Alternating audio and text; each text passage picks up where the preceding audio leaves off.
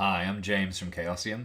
I sat down with John Wick, the line editor for 7th Sea, and we talked about some new books for the game which are going to be coming out very soon. I'm going to jump over to that interview in just a moment, but first, please subscribe to the Chaosium YouTube channel. It helps us out and it lets us make more content like this. Please enjoy the interview. Oh yeah, a lot of things actually. We actually have two lines that I've been trying to get, trying to get books out for. Secret Societies just came out a couple months ago. I was really happy about that. The next book on our list, actually, which is just about ready to go into layout, is Cities of Faith and Wonder, which is a whole bunch of fantastic cities in Thea, in the world of Seventh Sea. And we have two very big example cities, like 40,000 word cities, so multi-page, and then we have a whole bunch of smaller cities that use a system, a mechanic in the game, in the book, which is a city building mechanic, which is, it's kind of like a series of flowcharts and questions that you ask, that they'll ask you as you're building your city. And I gave that to each of the people who are writing cities for the book and said, use this, show your work, so show the decisions that you made, and build a city for me. And we got really, really neat different cities out of it, including one of my favorites. Well, we got Carleon, which is up in Avalon, which has all of the strange, it's got a whole bunch of strange ghost fairy things going on, which are really cool. And there's a particular city that is under a curse that always appears to be in grays and blacks and whites, and it's always raining and it's always dark. And so it feels all noir, and it's really fun. So all of the cities are really cool and really neat and are really built for player usage. So there's a whole bunch of adventure hooks and things in all the cities, and that's just going into layout, and that's a lot of fun. It's really interesting the way that you're talking about how the mechanics of the game have supported the creation of the lore and the stories around it. Um, do you find often that you use the tools that are in 7th Sea books to, continue and create more 7th Sea lore in this kind of cyclical way? I think that mechanics are kind of like the metaphysic of the world.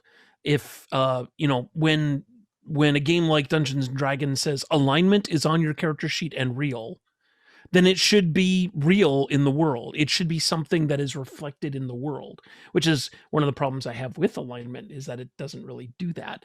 But yeah, everything that is a mechanic in 7th Sea is something that is real in the world, including the fact that you're a hero. Heroes in 7th Sea have a heroic aura around them that certain magical creatures can see, and it makes you different from other people. And that gets explored even deeper in 7th Sea Katai, because the people in Katai see that aura and interpret it differently. So the way that the Thayans see it in the West is not the same way that Katai sees it in the East. They're both heroes, but they see each other differently. So yeah, in my opinion, if something is a mechanic on the character sheet, then it should be something that's real in the world. That's fantastic. Talking about new and upcoming products, I think I would be remiss if I didn't ask for news on the Land of a Thousand Nations as well.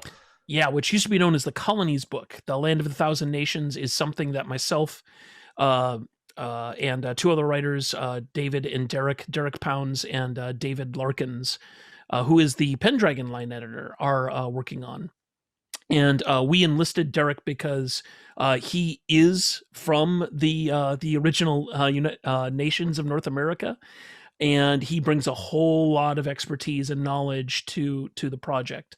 And he's helped us a whole lot. He's helped me a whole lot as a writer on the project, because I'm really good at like Celtic mythology and Norse mythology and a lot of European and American history. I am very bad at the history and culture of the First Nations here in the United States, or in North America, I should say. And Derek has helped both of us a lot. David has a lot of knowledge too, and together they've been able to help me. Well, actually, Derek is kind of in charge of the project. I told him, I said, look, you are the co-developer of this book with me. You are in charge. So if I take a misstep, I want you to tell me. I want you to know. And he's done that on a lot of things. And the 3 nation chapters that we've been writing are really close to being done. As a matter of fact, I think that 7th backers over on the Kickstarter project are going to see those chapters really, really soon. And I'm excited for people to see them, because our version of North America, the 7th Sea version of North America, is very, I mean, it's different in really important ways. Namely that in the 1300s, the Castilians showed up and dropped off scarlet fever, and all of the people here went, oh, that's an illness. Magic. We fixed it.